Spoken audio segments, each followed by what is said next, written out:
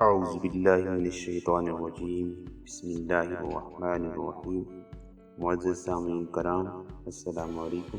دنیا اور آخرت کی کامیاب زندگی گزارنے کے موضوع کامیاب زندگی کے راز میں آج دوسری ویڈیو شامل ہے، اور انشاءاللہ میں تقریباً ہر شعبہ ہے زندگی کے متعلق قرآن و حدیث کے مفہوم میں مختصر مگر جامع ویڈیوز لاتا رہوں گا، جس کا جاننا ہر مسلمان کے لیے فرض ہے۔ اگر آپ میری تمام ویڈیوز کو سن کر عمل کرنے کی کوشش کرتے رہیں گے تو انشاءاللہ دنیا میں ایک کامیاب زندگی گزارنے کے قابل ہو جائیں گے۔ ویڈیو شروع کرنے سے پہلے گزارش ہے کہ ویڈیو کو لائک اور میرے چینل 92 اکیڈمی کو سبسکرائب ضرور کر لیں تاکہ اگلے موضوع پر آنے والی ویڈیو آپ کو بر وقت مل سکے۔ تو چلیے شروع کرتے ہیں۔ اللہ پاک کے بارے میں انسان کے عقائد۔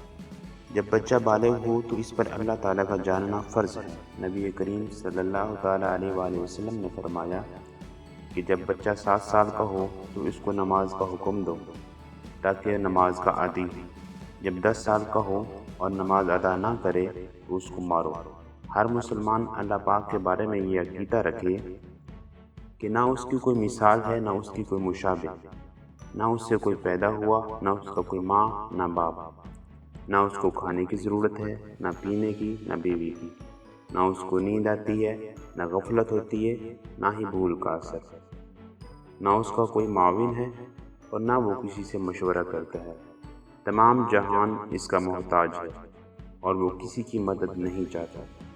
نہ وہ جوہر ہے، نہ عرض، نہ جسم، نہ اس کی کوئی حد ہے، نہ وہ کل ہے، نہ وہ باز، نہ اس کا رنگ ہے، نہ ذائقہ، نہ بو، نہ شکل، نہ قد و قامت اور نہ صورت، نہ وہ کسی مکان میں ہے، حتیٰ کہ عرش بھی اس کا مسکن نہیں۔